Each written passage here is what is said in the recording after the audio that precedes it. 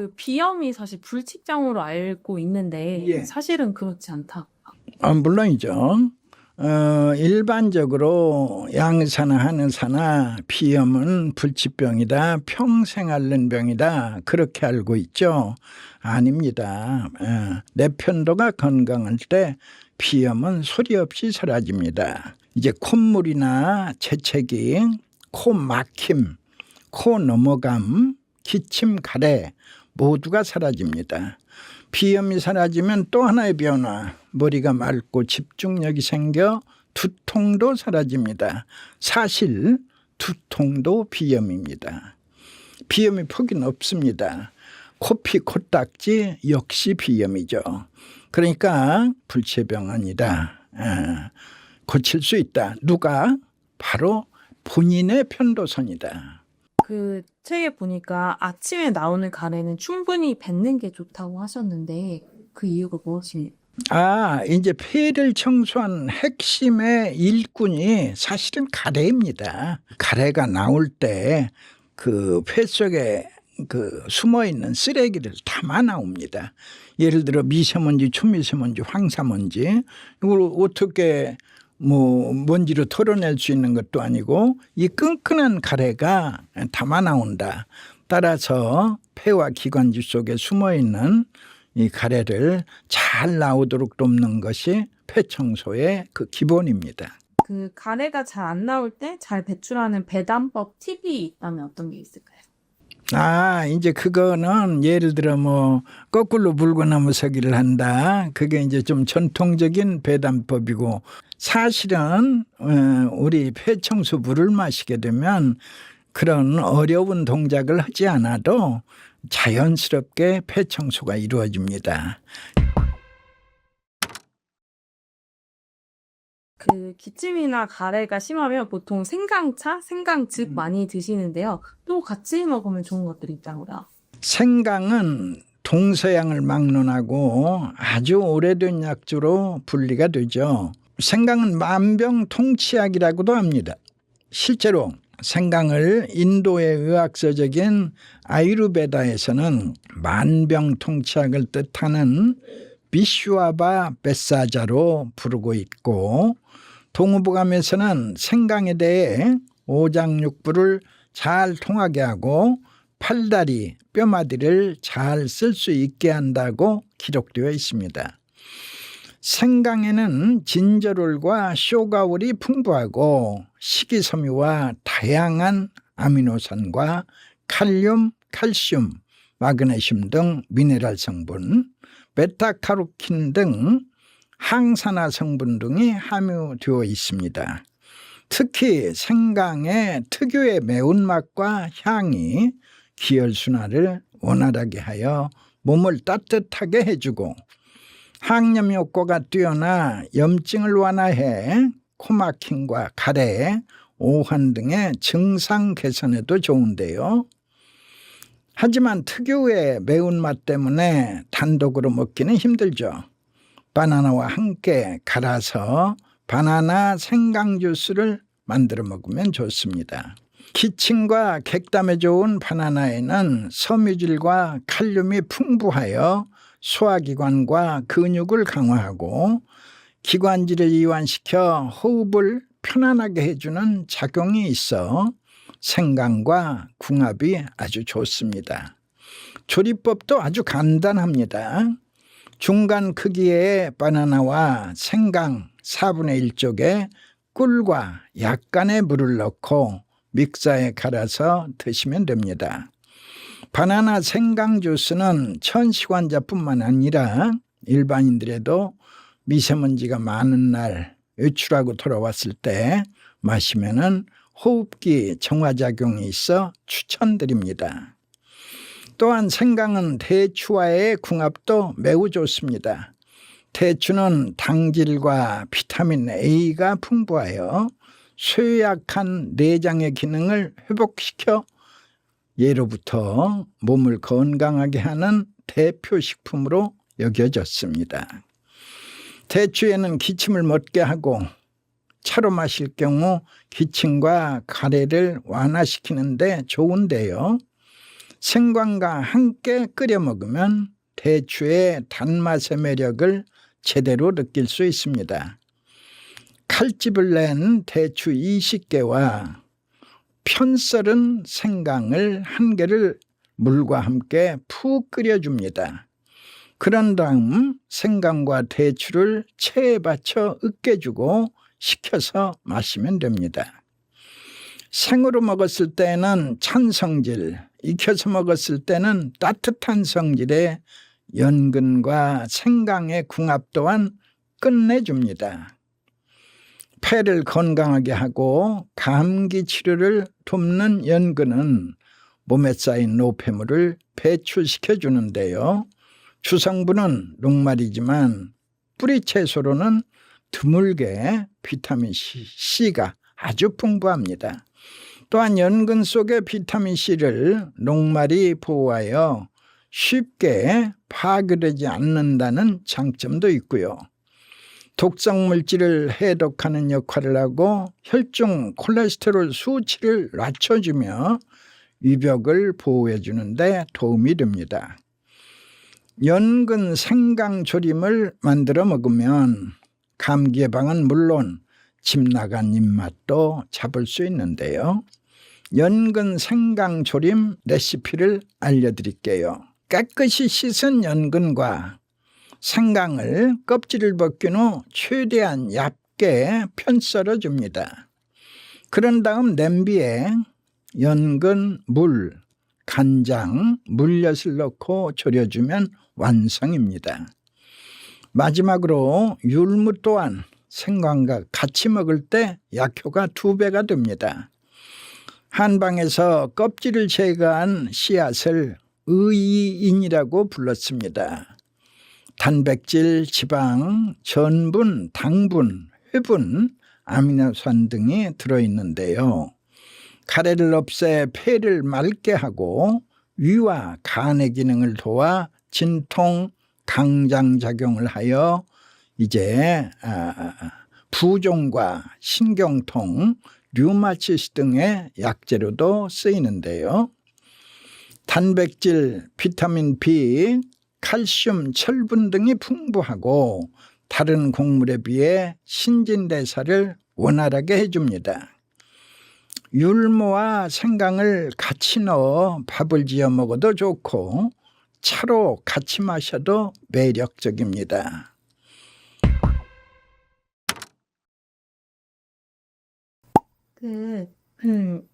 원장님 책에 보니까 감기 나는 질병이 사실 우습게 볼 질병이 아니고 이게 심해지면은 좀 더 큰 병이 될 수 있다고 하셨는데 그것도 설명해 주시면 좋을 것 같아요.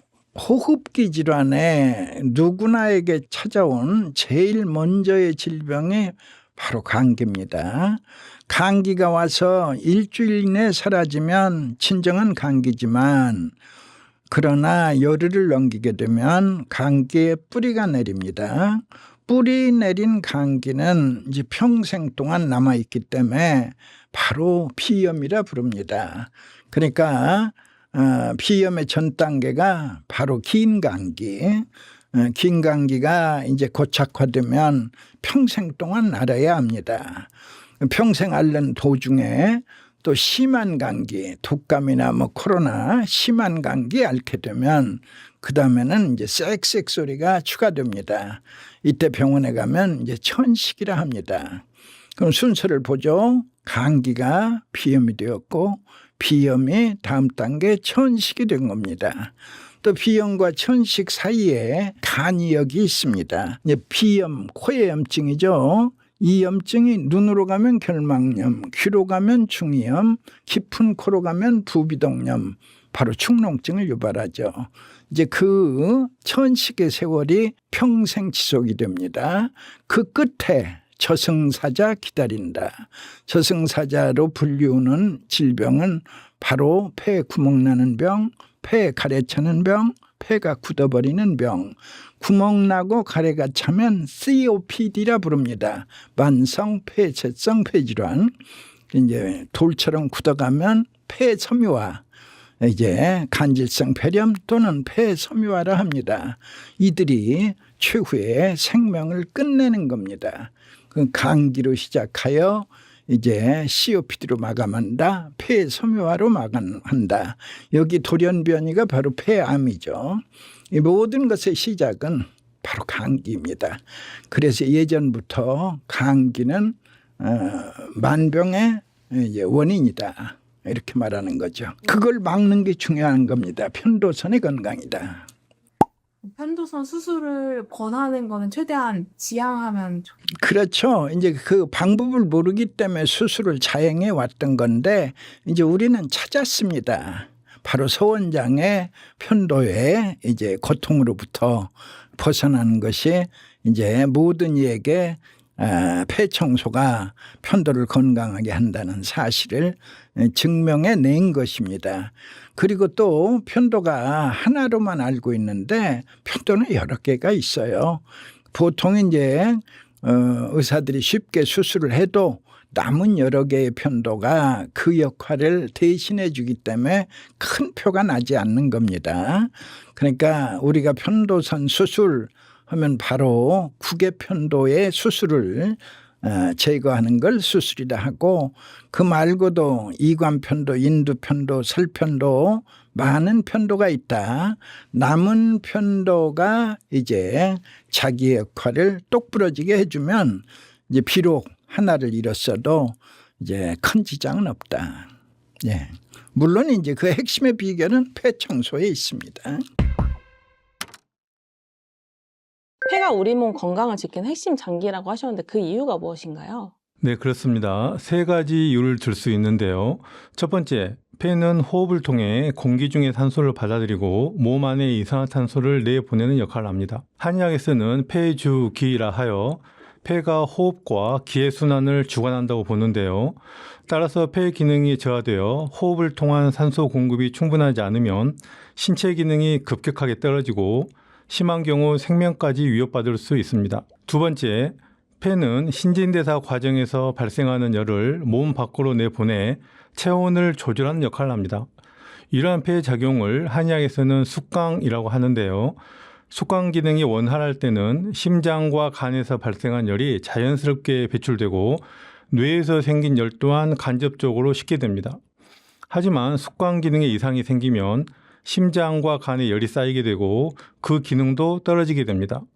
또한 이 열은 다시 폐를 건조하게 만들어 만성 폐 질환을 일으킬 수 있습니다. 결국엔 온 몸이 염증이 발생하기 쉬운 상태에 빠지게 됩니다. 세 번째, 폐는 우리 몸의 면역 기능에서 선봉장 역할을 합니다.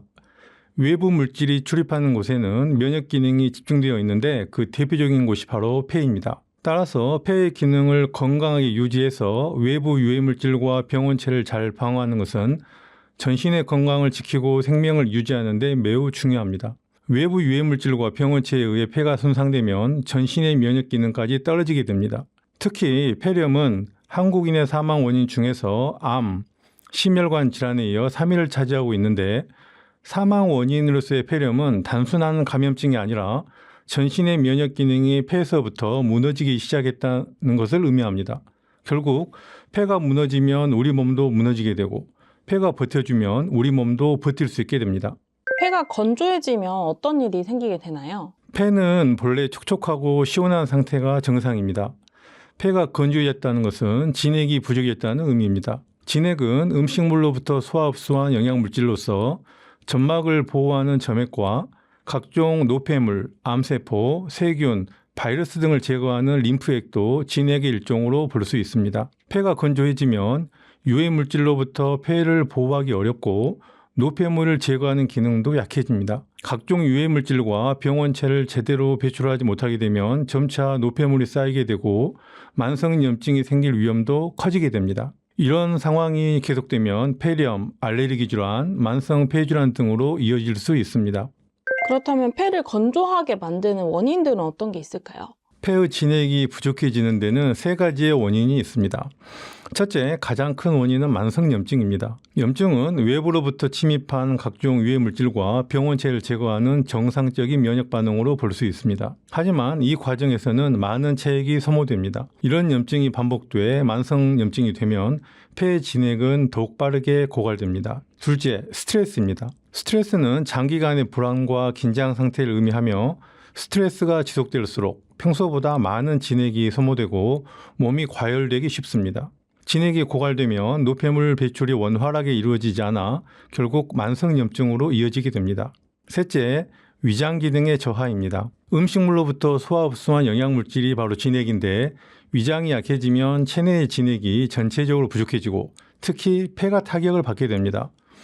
폐에는 항상 공기가 주립하기 때문에 건조해지기 쉬우므로 위장으로부터 지속적으로 진액이 공급되어야 정상 기능을 할 수 있기 때문입니다. 만약 위장이 약해져서 진액이 충분히 공급되지 못한다면 폐는 쉽게 건조해지게 됩니다. 만성 폐질환을 앓는 환자분들 중에는 위장이 약한 분들이 많습니다. 나이가 들수록 마른 기침이 증가하는 분들이 많은데 그렇게 되는 이유가 무엇인가요? 노화가 진행되면서 점차 전신의 진액이 고갈되기 때문입니다. 이는 가을이 되면 낙엽이 지는 것처럼 자연스러운 현상인데요. 이때 가장 민감하게 반응하는 장부가 바로 폐입니다. 폐는 항상 공기가 드나드는 장부이기 때문에 건조해지기 쉽습니다. 하지만 진액이 너무 많아도 공기의 흐름을 방해해서 폐의 기능을 떨어뜨릴 수 있기 때문에 여유분의 진액을 저장하고 있을 수는 없습니다. 그래서 딱 필요한 만큼의 진액만 보유하고 있기 때문에 조금만 부족해져도 코와 입이 마르고 목구멍이 건조해지고 마른 기침이 잦아지고 감기에 쉽게 걸리는 증상 등이 나타날 수 있습니다. 특히 공기가 건조해지는 가을 환절기에 이런 현상이 두드러지게 되죠. 기침이 오래 가면 위험하다는 얘기가 있는데 어떻게 생각하시나요? 기침이 오래 지속된다는 것은 노폐물이 계속 발생하고 있거나 노폐물이 원활하게 배출되지 못하고 있다는 뜻으로 폐호흡기의 이상을 알리는 중요한 신호입니다. 다량의 가래를 배출하는 젖은 기침이 지속적으로 발생한다면 폐 속에서 노폐물이 계속 발생하고 있는 경우로 볼 수 있으며 만성 폐쇄성 폐질환 같은 만성염증성 질환을 의심해 볼 수 있습니다. 가래가 잘 나오지 않는 마른 기침이 지속적으로 발생한다면 폐 진액이 부족해져서 노폐물이 원활하게 배출되지 못하는 경우이며 천식, 폐기종, 폐암, 폐섬유화와 같은 질환을 의심해 볼 수 있습니다. 젖은 기침을 오래 하다 보면 진액이 부족해져서 마른 기침으로 변하는 경우도 있습니다. 목에 가래가 막 붙어 있는 것처럼 이물감이 느껴지는 분들도 있는데 이럴 때는 어떻게 하는 게 좋은가요? 목에 가래가 붙어 있는 것 같은 이물감이 드는 증상을 한방에서는 매핵기라고 하는데요. 이는 매실의시가 목에 걸려 있는 것 같은 느낌을 의미합니다. 이런 매핵기에는 크게 세 가지 원인이 있습니다. 첫째, 폐의 진액이 부족해진 경우입니다. 각종 감염이나 스트레스 등으로 폐의 진액이 부족해지면 코나 목이 건조해지고 이로 인해 목에 이물감이 생길 수 있는데요. 이때는 진액을 보충해 폐를 촉촉하게 해주는 맹문논차가 도움이 되고 염증과 가래를 완화시켜주는 도라지차도 좋습니다. 항염 작용을 하고 점막을 보호해주는 꿀물 역시 효과를 볼 수 있습니다. 둘째, 실내가 건조하거나 수분 섭취가 부족한 경우입니다. 실내 습도를 적절히 유지하고 수시로 물을 마셔 수분을 보충하는 것이 좋습니다. 셋째, 역류성 식도염이 있는 경우입니다. 위산이 목까지 올라오면 점막을 자극해 목이 칼칼하거나 가리가 낀 듯한 느낌이 나타날 수 있습니다. 이럴 때는 역류성 식도염을 먼저 치료하고 지나치게 맵거나 짠 음식을 피하는 것이 좋습니다. 폐 건강이 나빠졌을 때 발생하는 어떤 최악의 질환 이런 것들은 어떤 게 있을까요? 폐는 원래 촉촉하고 시원해야 제 기능을 할 수 있는 장부입니다. 그런데 여러 가지 원인으로 폐가 건조해지고 열과 노폐물이 쌓이면 폐 기능이 저하되고 염증도 반복되기 쉬워집니다. 이러한 상황이 지속되면 폐렴, 만성 폐쇄성 폐질환, 폐암, 폐섬유화 등이 발생할 위험이 커집니다. 이 중에서 저는 만성염증이 반복되어 발생하는 폐암과 폐가 점차 메마르고 굳어지는 폐섬유화를 특히 경계해야 한다고 생각합니다. 다만 폐암은 다양한 치료 방법이 마련되어 있는 반면 폐섬유화는 한번 굳어진 조직을 다시 촉촉하게 되돌리는 것이 매우 어렵습니다. 마치 고목에 다시 꽃을 피우는 것과 같이 어려운 일입니다. 그래서 저는 본래 촉촉해야 하는 폐가 정반대로 바짝 메마른 상태가 되어버린 폐섬유화가 폐에서 발생할 수 있는 가장 무서운 질환이라고 생각합니다. 폐가 건조해지고 폐 기능이 저하되면 여러 폐호흡기 질환이 발생하거나 악화될 수 있기 때문에 저희 한의원에서는 폐청소라는 개념을 치료에 적용하고 있습니다. 폐청소란 폐 진액을 공급하여 노폐물을 청소하는 방식으로 폐를 촉촉하고 깨끗한 원래의 모습으로 되돌려 폐 기능이 회복되는 것을 돕습니다.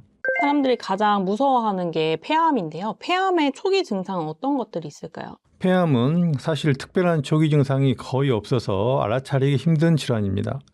폐가 좌우 두 개라서 한쪽 폐가 암에 걸려도 다른 쪽 폐가 기능을 보완해서 자각 증상을 잘 느끼지 못하는 경우가 많습니다.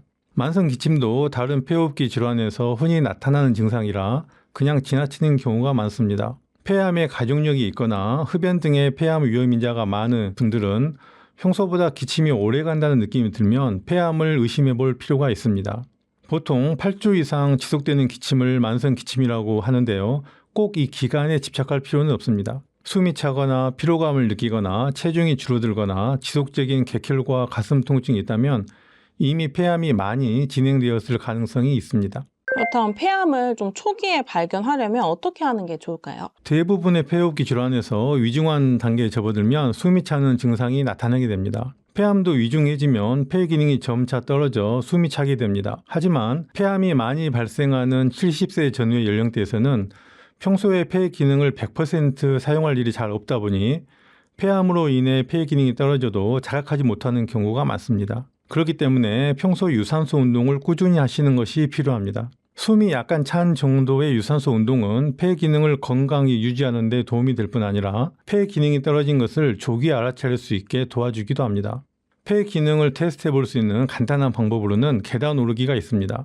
5층 정도를 한 번에 쭉 올라갈 수 있으면 폐 기능에 큰 문제가 없는 것입니다. 한 번에 올라갈 수 있는 계단이 점점 줄어들면 폐 기능이 떨어지고 있는 것이며 만약 치료를 통해 폐 기능이 좋아지면 올라갈 수 있는 계단이 점점 늘어나게 됩니다.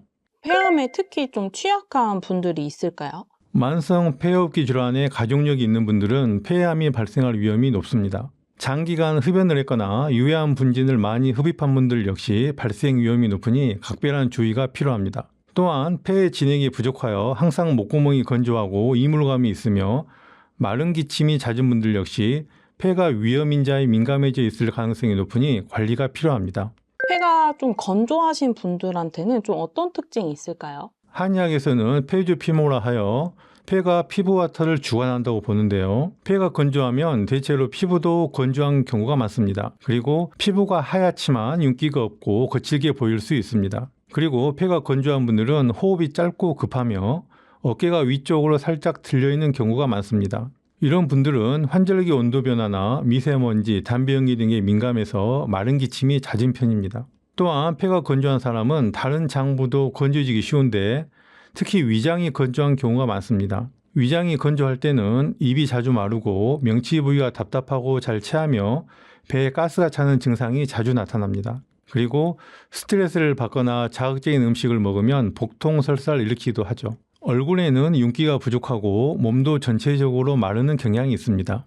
편도가 약한 사람이 폐암을 좀 조심해야 된다고요. 네, 그렇습니다. 편도는 몸의 면역 상태를 보여주는 신호등과 같은 곳입니다. 편도는 흔히 면역력 저하, 세균이나 바이러스로 인한 감염 또는 류머티즘 같은 자가면역 질환 등으로 인해 붓는 경우가 많습니다. 따라서 편도가 자주 붓거나 늘 부어 있다면 몸속 어딘가에 만성염증이 있을 가능성이 크고 이로 인해 림프계가 계속 과로를 하고 있다고 볼 수 있습니다. 이런 상태에서는 림프의 순환이 원활하지 않게 되고 면역세포가 암세포나 병원체를 감시하고 제거하는 능력이 떨어지게 됩니다. 이는 결국 잦은 감염증과 폐암 등을 유발할 수 있습니다.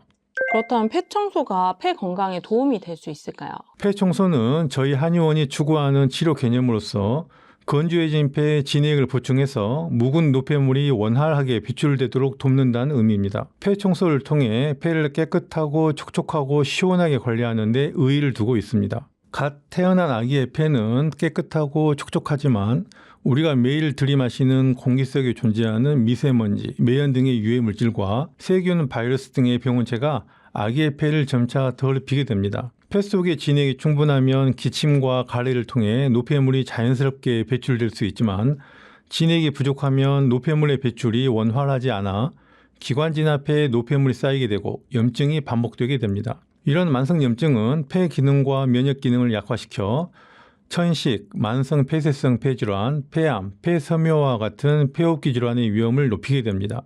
그러므로 이런 질환을 예방하고 관리하기 위해서는 폐 진액을 보충해서 노폐물의 원활한 배출을 돕는 폐 청소가 꼭 필요하다고 생각합니다. 폐를 청소하기 위해서는 먼저 진액이 필요하며 폐 청소물은 진액을 공급하는 역할을 합니다. 폐 진액이 공급되면 조직에 탄력이 생겨 호흡이 원활해지고 숨이 덜 차게 됩니다. 그 다음에는 말라붙어 있던 노폐물이 밖으로 배출되게 됩니다. 폐 청소 과정에서 평소보다 큼지막한 가래가 가볍게 툭 튀어나오는 것은 대표적인 호전 반응이며 단순히 폐 속에 노폐물이 제거되었다는 것 이상으로 폐의 노폐물을 청소할 수 있는 진액이 충분해졌다는 것을 의미합니다. 그렇다면 폐 청소가 폐암 치료에도 도움이 될 수 있을까요? 폐를 깨끗하고 촉촉하고 시원하게 관리하면 만성염증 완화에 도움이 되는데요. 이렇게 되면 우리 몸의 주요 면역기관인 림프계가 건강해지고 암세포를 감시하고 제거하는 시스템이 제대로 작동하게 되어 폐암의 치료와 관리에 긍정적인 영향을 기대할 수 있습니다. 실제로 저희 한의원에서 폐 청소를 받으신 폐암 환자분의 경험담이 미국 PBS 방송을 통해 소개된 바 있습니다. 저희 한의원에 내원하시는 폐암 환자분들은 보통 양방에서 더 이상 손 쓸 수 없는 상황에 이르러서 오시는 경우가 많습니다. 수술이나 항암이 어렵고 기대 수명이 보통 2개월에서 3개월밖에 남지 않는 경우가 많습니다. 이런 환자분들이 폐 청소를 하시면 평소 1년 정도는 큰 불편 없이 생활하실 수 있으며 이례적으로 오래 견디시는 사례도 간혹 있습니다. 저는 개인적으로 폐암 치료에 있어서는 양다리 전략을 권해드립니다. 우리나라는 양방도 수준이 높고 한방도 수준이 높은 나라이기 때문에 양방과 한방 치료를 적절히 병행하는 것이 생존에 유리하다고 생각합니다. 정밀한 검사를 통해 질병을 조기에 발견하는 것과 수술이나 항암 등의 방법으로 질병 부위를 직접적으로 제거하는 것은 양방으로 하시고 폐암의 위험인자가 높은 사람이 폐암을 미리 예방하는 것과 폐암 제거 후에 폐 기능을 재건하고 암의 재발을 막는 것은 한방으로 하시는 것을 권해드립니다. 폐와 호흡기 건강을 유지하는 데 산책이나 등산 같은 것도 도움이 될까요? 네, 그렇습니다. 산책이나 등산 같은 유산소 운동은 폐활량을 높이고 호흡근의 기능을 강화할 수 있을 뿐 아니라 혈액순환 개선에도 이롭습니다. 다만 몸에 무리가 가지 않는 강도로 꾸준하게 30분 이상 실천하는 것이 중요한데요. 폐와 호흡기 건강 관리에 도움이 되는 운동은 크게 성장형 운동과 정리형 운동으로 나눠볼 수 있습니다. 심폐 기능이나 근력을 기르는 성장형 운동은 청장년층에 적합하고 혈액과 림프의 순환을 돕고 노폐물의 배출을 촉진하는 정리형 운동은 갱년기 이후 연령대에 특히 좋습니다. 갱년기 이후라면 걷기, 슬로우 조깅, 가벼운 등산, 수영, 필라테스, 계단 오르기, 실내 자전거, 에어스태퍼 등의 운동을 권해드리며 운동을 통해 트림, 방귀, 땀, 소변 등의 배출이 있으면 좋습니다. 폐암을 예방하기 위해서 피해야 할 것들은 어떤 게 있을까요? 폐암을 예방하기 위해 꼭 피해야 될 4가지를 알려드리겠습니다. 첫째, 담배입니다. 담배에는 여러 발암물질이 함유되어 있어 폐를 손상시키고 담배 연기에 지속적으로 노출되면 폐가 건조해지기 쉽습니다. 또한 흡연은 면역세포의 기능을 약화시켜 암세포를 감시하고 제거하는 능력을 떨어뜨리기 때문에 숨이 차기 시작했다면 반드시 담배를 끊으셔야 합니다. 둘째, 술입니다. 알코올 분해할 때 발생하는 많은 부산물 중에는 발암물질이 많습니다. 과음하고 필름이 끊기는 일이 잦아졌다면 반드시 술을 줄이거나 끊으셔야 합니다. 셋째, 체중 이상입니다. 과체중의 경우에는 몸속에 염증이 생기기 쉬운 환경이 되어 암 발생 위험이 커지며 저체중의 경우에는 면역 기능이 약해져서 암 발생 초기에 적절하게 대응하지 못할 수 있습니다. 그러므로 정상 체중을 유지할 수 있도록 꾸준한 관리가 필요합니다. 넷째, 설탕입니다. 암세포가 가장 좋아하는 맛이 바로 단맛입니다. 설탕이 과도하게 들어간 탄산음료를 하루라도 안 마시면 허전할 정도로 설탕에 중독된 경우에는 과도한 단 음식을 줄이거나 끊으셔야 건강에 좋습니다. 모든 질병의 끝이자 제일 무서운 폐암에 대해서 여쭤보고 싶은데 폐암을 신호라고 볼 수 있는 몸의 증상들은 어떤 게 있을까요? 그냥 호흡기 질환의 모든 증상이 이제 섞여서 나오는 거죠. 뭐 지속적인 기침이나 가래에 피가 섞일 때 또는 호흡곤란, 가슴의 통증, 이제 목소리가 쉬는 것도 이제 하나의 신호가 될 수 있죠. 숨차고 쌕쌕댄다. 그걸 이제 천명음이라고 그러죠. 체중 감소, 식욕 부진 등등 이런 것들이 이제 말하자면 환자를 병원에 가게 하죠. 그러면 이제 병원에 가서 이제 CT를 찍어서 이제 종양을 발견하면 조직 검사해야 한다. 검사 결과 이제 양성 종양 안심인데 악성 종양 죽음이다, 암이라 한다. 그러면 이제 표준 치료 기다린다. 수술, 항암, 방사선이 기다린다. 나는 이 병이 오기 전에 미리 막아라. 병이 오기 전에 미리 막아라. 미병 선방하라. 이걸 주장하죠. 병난 뒤에 소 잃고 약간 고치지 말고 잃기 전에 고쳐라. 똑같은 원리죠. 장내 미생물, 장 안에 나쁜 균 사라지고 좋은 균이 가득하다. 내 몸 어디에 염증이 생겨도 바로바로 꺼버린다. 이제 몽우리를 막아낸다. 종약을 막아낸다. 폐암을 예방하는 가장 좋은 방법이 내 장내 미생물이다. 그리고 폐암 자가진단법 중에서 핑거 클리핑이라는 거를 원장님께서 소개해 주셨더라고요. 어떤 내용? 폐암의 자가진단법 중에서 핑거 클러빙이라고 있는데요. 즉 손가락으로 알아보는 폐암 자기진단법입니다. 양손 검지손가락 손톱을 서로 밀어냈듯이 맞닿았을 때 손톱 사이사이 다이아몬드 모양이 생기지 않으면 손가락 끝이 부어오른 것이죠. 이걸 곤봉지라고 하며 폐암 환자의 특징이 될 수 있어요. 그 이유가 폐 기능이 떨어지면 손끝까지 산소가 제대로 전달되지 않아서 모세혈관이 확장되기 때문인데요. 모세혈관과 말단 연조직이 과다증식해서 손가락 끝이 부어오르게 되는 거죠. 실제로 폐암 환자 35%는 곤봉지를 가진 것으로 나타났습니다.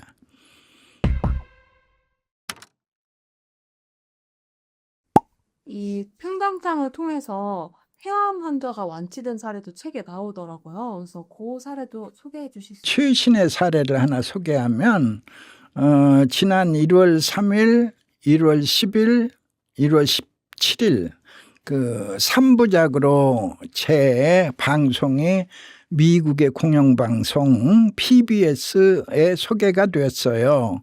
PBS는 한국에서 KBS 1이나 EBS 같은 성격의 방송국인데 이제 공정하기로는 1등의 신뢰죠. PBS. 그곳에 대한민국의 전통의학이라는 제목으로 제가 치료한 이 환자들의 기적적인 사례와 함께 또 이 폐청소라는 새로운 건강의 원리를 이제 지난 1월에 소개를 했고 거기에 이제 폐암 환자 완치 사례 한 명이 소개되었는데 그냥 김노인이라고 할게요. 이 김노인이 75세 때 건강검진 하다가 이제 암을 발견했어요. 그래서 조직검사 결과는 말기암으로 판정되었고, 이제 당연히 표준치료 시작했죠. 수술, 항암, 방사선. 이분은 체력이 좋아서 완주했습니다. 의사가 하라는 모든 코스를 항암, 방사선도 33회 내지 35회 이렇게 지독한 과정을 전부 수술부터 했는데 마지막 통고는 2달 남았다. 임종 준비하세요. 이 상황에서 이제 이분이 절망을 하고 폐청소를 시작했는데 뜻밖에도 지금 8년이 흘렀어요. 8년이 흘렀는데 이분의 그 골프장에서 장타의 실력은 아주 주변을 놀라게 한다고 해서 이분이 PBS 방송에서 자기 장타력을 크게 자랑을 했죠. 근데 재미난 건 이제 제가 그분을 치료했는데 그분과 같이 골프를 치는 멤버가 오셔서 나한테 한 말, 김노인이 병 나기 전에, 폐암 앓기 전에 자기보다 덜 나갔다. 그런데 오히려 폐암을 앓고 난 지금 자기보다 더 나간다.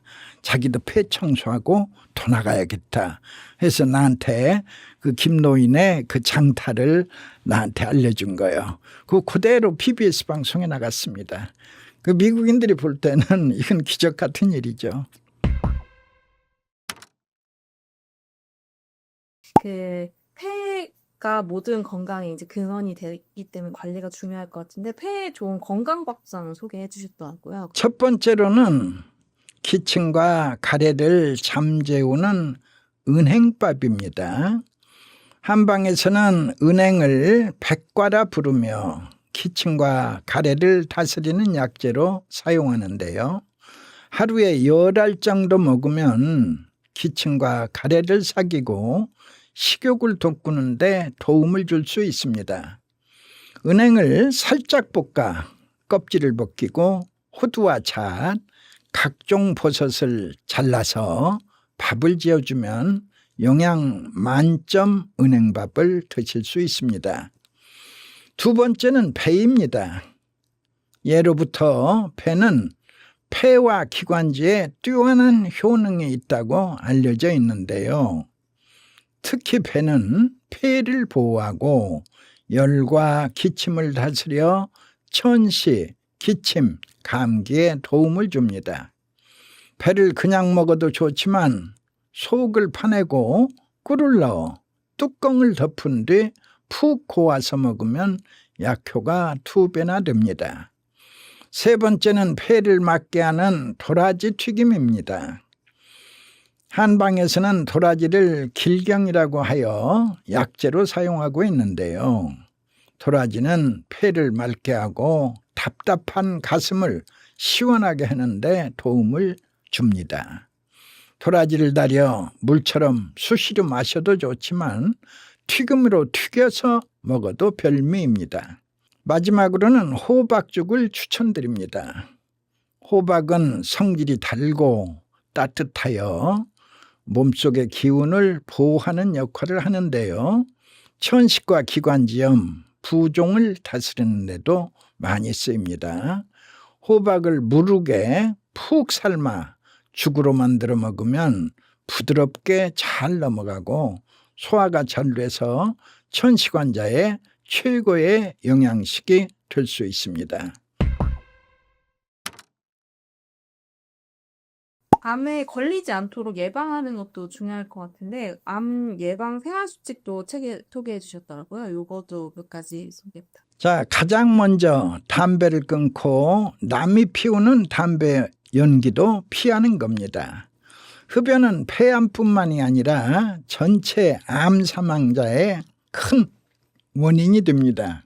금연을 하면 10년 후에는 폐암 발병률이 반으로 줄고 15년 후에는 6분의 1로 줄어든 만큼 사랑하는 사람들을 위해 담배를 끊는 것이 최우선입니다. 두 번째는 과로와 무리한 생활 방식을 피하는 겁니다.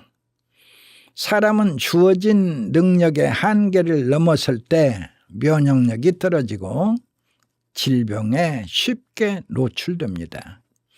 과로와 심적 고통, 지나친 약물 의존 등 한계치를 넘어선 생활 방식은 폐열과 독소를 쌓아 자칫 암을 유발할 수 있습니다. 때문에 피곤하면 충분히 쉬어주고 자연 치유력을 살리는 규칙적인 생활 습관과 숙면, 건강한 신체 활동을 통해 스트레스를 푸는 것이 좋습니다. 마지막으로 싱싱한 과일과 채소, 통곡류를 섭취하는 겁니다. 비타민C와 식이섬유가 풍부한 채소와 과일, 해조류와 귀리, 현미와 같은 통곡물은 암을 예방하는 데 도움을 주는데요. 이렇게 채소와 과일, 통곡물을 골고루 섭취해주면 항산화 작용으로 암을 유발하는 활성산소를 억제하고 폐 손상을 막아줄 수 있습니다. 최근에 비결핵 항상균 감염으로 내원하는 분들이 늘어났다고요. 네, 맞습니다. 비결핵 항상균 감염은 초기에는 별다른 증상이 없어 인지하기가 힘든데 근래 들어 저설량 폐 CT 촬영이 많아지면서 자연스럽게 초기에 진단되는 경우가 늘어났습니다. 비결핵 항상균 감염 자체도 점차 증가하는 추세이기도 하고요. 아직 생소한 질환이고 병에 대한 정보가 부족하다 보니 내원하시는 환자분들이 여러 가지 질문을 하십니다. 폐 사진을 찍어봤는데 비결핵 항상균 감염이라고 합니다. 별다른 증상이 없으니 그냥 지켜보자고 하는데 좀 찝찝합니다. 그냥 내버려 둬도 되나요? 한약으로 치료할 수는 없나요? 라고 물어보시는 분도 계시고, 항생제 치료를 하는데 약이 독한지 영 입맛이 없고 기운이 없어 죽겠습니다. 항생제 치료를 계속 해야 되나요? 라고 물어보시는 분도 계시고, 비결핵이라고 했는데 치료약을 보니까 결핵약이 들어가던데 왜 그렇습니까? 라거나 재발이 잘 된다고 하는데 어떻게 하면 재발을 막을 수 있습니까? 좋은 음식이나 약이 있습니까? 라고 물어보시는 분도 계셨습니다. 이렇게 많은 분들이 비결핵 항상균 감염에 대해서 잘 모르시고 답답함을 호소하셔서 이번 기회에 제대로 알려드려야겠다고 생각하게 되었습니다. 비결핵 항상균 감염은 어떤 병인가요? 비결핵 항상균에 의해 발생하는 감염증입니다. 항상균이란 현미경 관찰류의 산성 염색약으로 세균을 염색했을 때 염색이 잘 되지 않는 세균들을 총칭하는 말로 약 200여 종이 있다고 알려져 있습니다. 항상균 중에서 전염성이 높고 독성이 강해서 사람들에게 위험한 균으로는 결핵균과 한생병균이 있고, 이들을 제외한 나머지, 즉 전염성이 낮고 독성이 약한 균들을 비결핵 항상균이라고 부릅니다. 비결핵 항상균은 우리 주변에 흔히 존재하는 균이며 그중 일부만이 사람에게 감염을 일으킵니다. 평소에는 폐에 들어오더라도 쉽게 제거되어 전혀 문제를 일으키지 않습니다.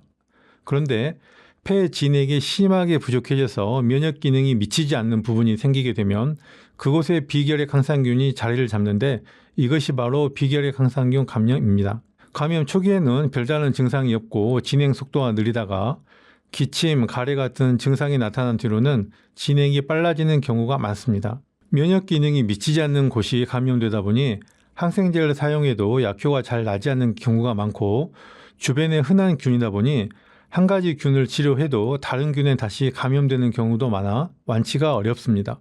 따라서 비결핵 항상균을 직접적으로 제거하는 치료보다는 폐 자체를 촉촉하게 해서 정상적인 면역 기능이 작용하도록 하는 것이 감염을 치료하고 재감염을 막는 좋은 방법입니다. 또한 환자분들을 보면 위장 기능이 약하고 몸이 마른 경우가 많은데, 이런 상태에서는 진액이 부족해서 폐가 쉽게 건조해지기 때문에 적절한 식이요법을 통해 위장 기능을 회복하고 체중을 늘려주는 과정이 병행되어야 합니다.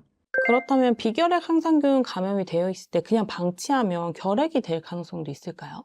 보통 비결핵 항상균과 결핵은 다른 균이기 때문에 비결핵 항상균 감염이 결핵으로 넘어가지는 않습니다. 그렇지만 독성이 약하고 전염력이 약한 비결핵 항상균에 감염되신 분들은 만약에 독성이 강하고 전염력이 강한 결핵균을 접촉한다면 결핵에 걸릴 확률이 일반인보다 훨씬 높다고 할 수 있습니다. 면역력이 떨어지면 걸리기 쉽다고 하셨는데 그 이유가 무엇인가요? 비결핵 항상균은 우리 주변에 흔히 존재하는 균입니다. 수돗물에도 있고 공원이나 뒷산의 흙먼지 속에도 있고 아이들이 뛰노는 운동장에도 있습니다. 우리가 어렸을 때부터 항상 접해왔던 균이며 전혀 낯선 균이 아닙니다. 그런데 이렇게 오랜 기간 겪어왔던, 그리고 별다른 문제를 일으키지 않았던 비결핵 항상균이 어느 날 갑자기 감염증을 일으켰다는 것은 어떤 의미일까요? 이것은 우리 몸의 면역 기능에 심각한 문제가 생겼다는 의미입니다. 단순히 면역 기능이 약해진 정도가 아닙니다. 진액이 심하게 메말라서 면역 기능이 아예 미치지도 못하는 부위가 생겼음을 의미합니다. 면역 기능이 아예 미치지 못하면 비결핵 항상균처럼 독성이 약한 균도 그것으로 침입해 감염을 일으킬 수 있는 것이죠. 이때 더 위험한 것은 면역 기능이 미치지 못하는 곳이기 때문에 인지하기도 어렵다는 것입니다. 비결핵 항상균 감염 초기에 특별한 증상이 없는 것도 바로 이런 이유 때문입니다. 그렇다면 이런 감염에 취약한 분들이 있을까요? 폐와 호흡기가 심하게 건조하고 만성염증이 있는 분들이 비결핵 항상균에 감염되기 쉽습니다. 기관지 확장증이나 만성 폐쇄성 폐질환 같은 기저질환이 있거나 결핵이나 암 같은 과거력이 있는 분들에게서 발생하는 경우가 많았습니다. 실제로 근래에 내원하셨던 환자분들의 병력을 살펴보면 10명 중에 기관지 확장증 3명, 결핵 3명, 암 2명, 만성 폐쇄성 폐질환 1명이 있었습니다.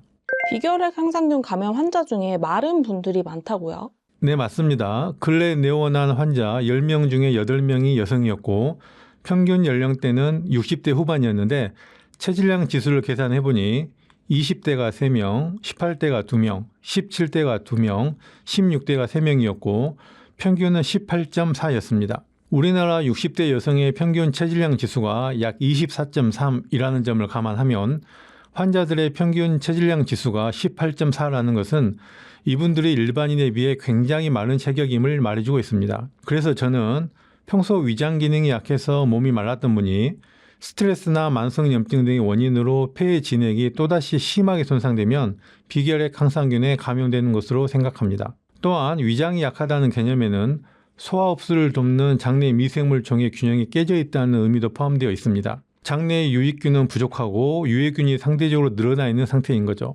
실제 비결핵 항상균 감염 환자 중에는 배에 가스가 잘 차고 더부룩하며 복통 설사가 잦은 경우가 많았습니다. 이런 분들이 항생제 치료를 받게 되면 장내 미생물총이 더욱 손상되어 복통, 설사, 식욕감퇴, 무기력증, 체중 감소 등의 부작용이 나타나기 쉽고 심하면 항생제 치료를 지속할 수 없게 되기도 합니다. 평소 체질량 지수가 20 미만인 마른 체형의 환자분께서 비결핵 항상균 감염 진단을 받는다면 더 큰 경각심을 가지고 치료에 임하시는 것이 좋겠습니다. 그럼 비결핵 항상균 감염은 어떤 단계를 거쳐 진행이 되나요? 감염 초기에는 별다른 증상이 나타나지 않습니다. 면역계가 감염 부위를 인지하지 못해서 염증 같은 정상 반응이 나타나지 않는 겁니다. 그 이후에 기침, 가래가 나타나기 시작하면 시급히 치료를 시작해야 합니다. 이때의 기침, 가래는 노폐물을 제거하는 정상적인 반응이 아니며 균에 감염된 조직이 썩어 문드러져서 밖으로 흘러나오는 것에 가깝고 병이 많이 진행되었다는 것을 의미하기 때문입니다. 기침도 시원하게 나오지 않고 가래도 심한 악취가 나는 고름 같은 형태입니다. 기침, 가래가 나오는 단계에서 치료 시기를 놓치면 감기가 쉽게 폐렴으로 진행되는 단계로 넘어갑니다. 비결핵 항상균 감염으로 폐에 정상적인 면역 기능이 미치지 못하는 부위가 생기면 감기 같은 가벼운 감염이 쉽게 폐렴으로 이어지게 되는 겁니다. 감기 증상이 나타나고 일주일도 안 돼서 폐렴 증상이 나타난다거나 감기만 걸리면 폐렴으로 이어진다면 심각한 상황으로 볼 수 있습니다. 그 다음으로는 폐렴이 폐혈증으로 진행되는 단계입니다. 폐 전체가 전신 감염의 발판이 되는 거죠. 가벼운 감기 증상에서 갑자기 폐렴으로 악화되고 폐렴이 또다시 빠르게 폐혈증까지 이어지는 경우입니다. 폐에서 시작된 감염이 온몸으로 퍼져 폐혈증으로 발전하면 목숨까지 위험할 수 있습니다. 이게 치료하기가 대단히 좀 어려운 병이라고 하던데 정말인가요? 네, 그렇습니다. 비결핵 항상균 감염을 치료하는데 항생제를 많이 사용하는데요. 저는 비결핵 항상균 감염은 항생제로 치료하기 어려운 병이라고 생각합니다. 감염 부위에 면역 기능이 미치지 않고 항생제의 약효도 잘 닿지 않아 치료 효과가 잘 나지 않기 때문입니다. 알려진 바로는 항생제 치료 성공률이 약 45%에서 60% 수준에 불과합니다. 그래서 치료 기간은 길어지고 약은 독해질 수밖에 없게 되는 거죠. 항생제를 장기간 복용하게 되면 복통, 설사, 식욕감퇴, 무기력감, 체중 감소, 면역력 저하 등의 부작용을 겪게 되는데요. 비결핵 항상균 감염 치료를 위해서는 폐와 위장이 먼저 건강을 되찾아야 하는 만큼 위장에 부담을 주는 항생제 사용은 득보다 실이 많다고 생각합니다. 또한 비결핵 항상균은 일상에서 흔히 접하는 균이라 항생제 치료를 해도 폐 기능 자체가 좋아지지 않으면 재감염의 위험이 큽니다. 이 경우에는 이전에 감염됐던 균에 다시 감염되는 것이 아니라 다른 균에 의해 감염되는 경우가 더 많습니다. 심지어 한 가지 비결핵 항상균에 대해 항생제 치료를 하는 도중에 또 다른 비결핵 항상균에 감염되는 경우도 있습니다. 따라서 항생제를 사용해서 비결핵 항상균을 직접적으로 제거하는 치료보다는 이 감염이 반복해서 발생하는 근본적인 원인이 폐의 진액 부종임을 깨닫고 폐를 원래 촉촉한 상태로 되돌리는 치료를 하는 것이 바람직합니다. 비결핵 항상균 감염을 효과적으로 치료하려면 어떻게 해야 할까요? 스트레스, 만성염증 등의 이유로 진액이 부족해지고 폐가 건조해지면 우리 몸속에 면역 기능이 닿지 않는 부위가 생깁니다. 비결핵 항상균은 그 틈을 파고들어 감염을 일으키는데요. 따라서 저희 한의원에서는 건조해진 폐에 진액을 보충해서 노폐물이 원활하게 배출되도록 하는 폐 청소를 하는 개념을 비결핵 항상균 치료에 적용하고 있습니다. 폐 청소를 통해 폐가 깨끗하고 촉촉한 본래의 모습을 되찾는다면 비결핵 항상균 감염의 악순환을 끊어낼 수 있습니다. 비결핵 항상균 감염 치료가 결핵 치료랑은 어떻게 다른가요? 결핵균은 항상균 중에서 독성과 전염력이 강한 균이며 비결핵 항상균은 그에 비해 독성과 전염력이 약한 균입니다. 당연히 비결핵 항상균 감염 치료가 결핵 치료보다 쉬울 것처럼 느껴지지만 실상은 그렇지 않습니다. 독성과 전염력이 약하고 일상에서 흔히 접하는 비결핵 항상균에 감염됐다는 것은 그 자체로 이미 폐가 심각하게 건조해서 면역 기능이 매우 낮아져 있다는 의미이며 체력 자체도 많이 약하다는 것을 의미합니다. 따라서 치료에 있어서도 비결핵 항상균 감염 치료가 결핵 치료보다 더 까다롭습니다. 결핵 치료가 보통 6개월에서 1년 정도 걸린다면 비결핵 항상균 감염 치료는 보통 1년에서 2년 정도 걸리며 치료 경과도 좋지 못하고 재감염도 잘 되는 편입니다. 다만 결핵균과 비결핵 항상균은 모두 항상균이어서 결핵약이 비결핵 항상균 치료에 사용되는 경우도 있습니다. 그럼 비결핵 항상균 감염 치료에 도움이 되는 음식 같은 것도 있을까요? 네, 비결핵 항상균 감염은 위장 기능이 약하고 마른 체형이신 분들에게서 흔한 질병이기 때문에 적절한 음식을 섭취해서 체중을 500g이라도 늘리는 것이 치료에 큰 도움이 됩니다. 비결핵 항상균 감염 환자분들에게 도움이 되는 음식 3가지를 알려드리겠습니다. 첫째, 기름기가 좋고 담백한 음식입니다. 소고기, 돼지고기, 닭고기, 계란, 콩, 우유 등으로 단백질을 보충하면 좋은데 비결핵 항상균 감염 환자분들 중에는 단백질 소화 능력이 부족한 경우가 많습니다.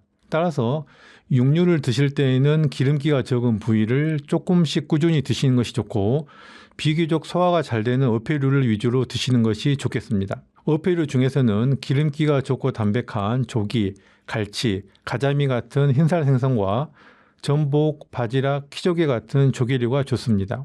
둘째, 위장을 촉촉하게 하는 음식입니다. 이런 음식은 대체로 신맛이 나며 끈적거리는 경우가 많습니다.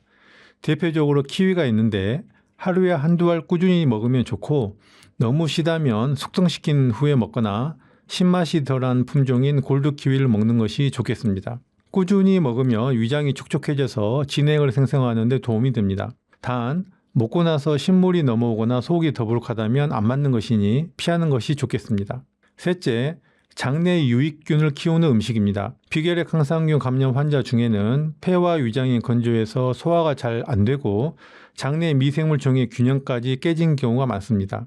일반적으로 유익균이 85%, 유해균이 15% 정도일 때 이상적이라고 알려져 있는데요. 장내 환경을 건강하게 유지하기 위해서는 요구르트, 치즈, 청국장, 낫또처럼 유익균이 많은 발효식품을 챙겨 먹으면 좋습니다. 특히 고초균이 들어있는 낫또가 효과적인데요. 낫또를 직접 드시는 것이 거북하면 낫토키나제 같은 건강기능식품을 드셔도 좋습니다. 그리고 유익균의 먹이가 되는 식이섬유를 충분히 섭취해서 장에 이미 존재하고 있는 유익균을 키우는 것도 좋은데요. 현미, 카무트, 귀리 같은 곡물류, 미역, 다시마, 김 같은 해조류, 표고버섯, 느타리버섯 같은 버섯류, 양상추, 양배추, 케일, 브로콜리 같은 녹황색 채소류 등이 식이섬유가 풍부한 식품들입니다. 아토피로 고생하는 분들도 굉장히 많은데요. 아토피의 원인은 무엇인가요? 흔히 아토피로 불리는 아토피 피부염은 만성염증성 피부 질환으로 주로 유아기 또는 아동기에 시작됩니다. 심한 가려움증, 피부 건조, 붉은 반진, 진물, 피부 두꺼워짐 등이 대표적인 증상인데요. 주로 피부가 접히는 부위에 많이 발생합니다. 아토피는 피부가 건조하고 예민해지면서 발생하는 알레르기 질환으로서 겉으로 드러난 피부 증상만 치료하면 재발하기 쉬우며 그 원인을 제대로 치료하는 것이 중요합니다. 한의학에서는 폐주 피모라 하여 폐가 피부를 주관한다고 봅니다. 이 관점에서 보면 피부에 아토피가 생기는 것은 폐 기능과 관련되어 있습니다. 폐가 건조해지면 피부도 건조하고 예민해지면서 아토피 같은 염증성 피부 질환이 발생하기 쉬운 환경이 됩니다. 반대로 폐가 촉촉해지면 피부도 촉촉해지면서 아토피 증상도 가라앉게 됩니다. 스테로이드 치료에 대해서 어떻게 보시나요? 염증은 인체의 면역계가 유해 물질을 제거하는 과정인데 스테로이드 젤을 사용하면 인체의 면역계가 유해 물질을 인지하지 못하게 되어 결국 유해 물질을 제거하지 못하게 됩니다. 결국 처리되지 못한 유해 물질은 몸속 구석구석에 퍼지게 되며 나중에 문제를 일으키게 됩니다. 스테로이드 젤을 사용하면 단기적으로는 염증이 완화되는 것처럼 보이지만 스테로이드 젤 사용을 멈추면 결국 염증이 더 심하게 재발하게 됩니다. 또한 장기적으로 스테로이드 젤을 사용하면 점차 내성이 생겨 단기간의 효과마저 점차 사라지게 됩니다. 따라서 저는 처음에 조금 힘들더라도 염증의 원인을 제대로 제거하는 치료를 해야 장기적으로 더 효과적이라고 생각합니다. 그렇다면 아토피 치료는 어떻게 하는 게 좋을까요? 아토피는 흔히 특정 물질에 과도하게 면역 반응을 일으키는 알레르기 질환으로 분류됩니다. 즉 아토피는 면역 기능이 너무 예민해져서 생긴 병이라고 할 수 있으며 그 원인은 폐에서 찾을 수 있습니다. 폐가 건조해지면 피부도 건조하고 예민해져서 염증이 쉽게 발생하고 결국 면역 기능이 과민해져서 아토피가 생기게 됩니다. 따라서 저희 한의원에서는 건조해진 폐에 진액을 보충해서 피부도 촉촉하게 만드는 폐 청소의 개념을 아토피 치료에 적용하고 있는데요. 피부가 촉촉해지면서 염증이 가라앉고 노폐물이 원활하게 배출되어 아토피의 증상들이 진정되는 치료 사례를 꾸준히 목격하고 있습니다. 생활 습관만 바꿔도 아토피 완화에 도움이 된다고요? 네, 그렇습니다. 아토피는 만성 염증성 피부 질환으로 피부에 자극이 될 만한 것들을 피하면 증상 완화에 도움이 됩니다. 첫째, 폐를 건조하게 하는 것을 피해야 합니다. 특히 진액을 고갈시켜 폐를 건조하게 하는 대표적인 요인인 스트레스와 흡연을 피해야 합니다. 폐가 촉촉하고 건강해지면 피부의 염증도 가라앉게 됩니다. 둘째, 피부에 자극을 주는 옷을 피해야 합니다. 거친 섬유로 만들어진 옷은 피부와 맞닿았을 때 자극을 줄 수 있기 때문에 가늘고 부드러운 섬유로 만든 옷이 좋습니다. 셋째, 위장이 부담이 되는 음식을 피해야 합니다. 소화 흡수하기 쉬운 음식을 먹어야 진액이 쉽게 만들어질 수 있고 진액이 충분해야 폐와 피부가 촉촉함을 유지할 수 있게 됩니다. 지나치게 맵고 짠 음식과 기름진 음식, 술 등은 위장에 부담을 주어 소화하기도 힘들고 소화 과정에서 나쁜 부산물들을 많이 발생시키기 때문에 결국 진액을 마르게 하고 탁하게 만듭니다. 또한 가공식품은 열량을 채워주지만 진액을 채워주지는 못합니다. 가급적 가공되지 않은 신선한 식품을 많이 섭취하는 것이 좋겠습니다. 비염이 불치병으로 알려져 있기도 한데 사실 그렇지 않다고요. 비염은 불치병이 아닙니다. 겉으로 드러나는 증상, 즉 비강의 염증만을 치료하려 한다면 재발하는 경우가 많지만 코에 뿌린 폐의 기능을 강화한다면 비염물에서 벗어날 수 있습니다. 한의학에서는 폐의 개규어 비라 하여 폐가 외부와 소통하는 구멍이 바로 코라고 보는데요. 그만큼 폐와 코는 서로 밀접한 관계에 있으며 폐의 기능이 강화되면 코의 염증도 저절로 줄어들게 됩니다. 비염 때문에 수면 무호흡증으로 고생하는 분들도 계신데 이럴 경우에 이걸 방치하면 어떤 문제가 발생할 수 있을까요? 비염이 생기면 잠을 자는 동안 제대로 숨을 쉬지 못하는 수면 무호흡증이 나타날 수 있습니다. 이런 상태가 반복되면 아침 피로와 두통은 물론 심장과 혈압에도 부담을 줄 수 있는데요. 성장기 아이들의 경우 수면 부족이 성장에도 악영향을 줄 수 있습니다. 인간은 수면 중에 휴식을 하면서 몸을 정리정돈하는데 특히 뇌에서는 활발하게 정보의 정리정돈과 저장이 일어납니다. 수면 중에 산소 공급이 원활하지 않고 깊은 잠에 들지 못하면 가장 타격을 많이 받는 곳은 바로 뇌입니다. 낮에 받아들인 정보들이 밤에 정리되지 않는다면 뇌의 효율성이 떨어지게 되고 노폐물이 잘 배출되지 않으면 뇌 척수액이 탁해지면서 파킨슨병, 뇌전증, 치매 등이 발생할 위험이 높아지게 됩니다. 폐 청소를 통해서 비염을 치료하면 비만도 혹시 해결할 수 있을까요? 폐 청소를 통해 폐의 진액을 보충하고 노폐물을 배출시키면 비염의 증상이 완화됩니다. 그 과정에서 호흡이 원활해지면서 운동 효율도 증가하여 체중이 자연스럽게 줄어들 수 있습니다. 비염 환자가 폐 청소와 식이요법, 운동요법을 병행한다면 훨씬 효과적으로 체중을 줄일 수 있습니다. 비염 증상을 완화하는데 도움이 되는 약차는 어떤 게 있나요? 네, 두 가지 약차를 알려드리겠습니다. 첫째, 창의자 차입니다. 창의자는 국화과에 속한 독고마리의 열매인데 항균, 항염 작용으로 비염 증상을 가라앉히고 과민한 면역 반응을 완화시키는 효과가 있습니다. 저는 창의자의 가시 부분을 제거하고 약하게 볶은 후에 연하게 끓여서 평소에 즐겨 마시는데요. 복통 설사를 유발할 위험이 있기 때문에 볶아서 드시는 것을 권합니다. 둘째, 신이화차입니다. 한방에서는 목련의 꽃봉오리를 신이화라 하여 약재로 사용하는데요. 폐와 기관지의 기능을 도와 코막힘을 뚫고 찬 기운을 몸 밖으로 발산하는 데 도움을 줍니다. 알레르기 질환을 겪는 환자들이 먹으면 그 면역력을 강화해주는 식재료가 있을까요? 자극적인 외부 물질에 반복적으로 노출되면 면역계가 과민해져서 알레르기 반응이 나타나기 쉽습니다. 특히 음식물이 소화 흡수되는 위장은 외부 물질로 인한 자극을 많이 받는 곳이기 때문에 위장이 지나치게 민감해지지 않도록 관리하는 것이 알레르기 환자분들에게는 매우 중요합니다. 특히 장에는 많은 유익균들이 살고 있는데 이 유익균들은 고유한 기능을 할 뿐 아니라 장의 점막을 보호하여 면역 기능을 안정시키는 데에도 도움을 줍니다. 따라서 알레르기 환자분들은 위장을 건강하게 관리하기 위해서 장내 유익균에 도움이 되는 음식을 꾸준히 챙겨 먹는 것이 좋은데요. 유익균이 많은 음식으로는 요구르트, 치즈, 청국장, 낫또 같은 발효식품이 있습니다. 또한 유익균의 먹이가 되는 식이섬유를 충분히 섭취해 장내 유익균을 키우는 것도 좋은데요.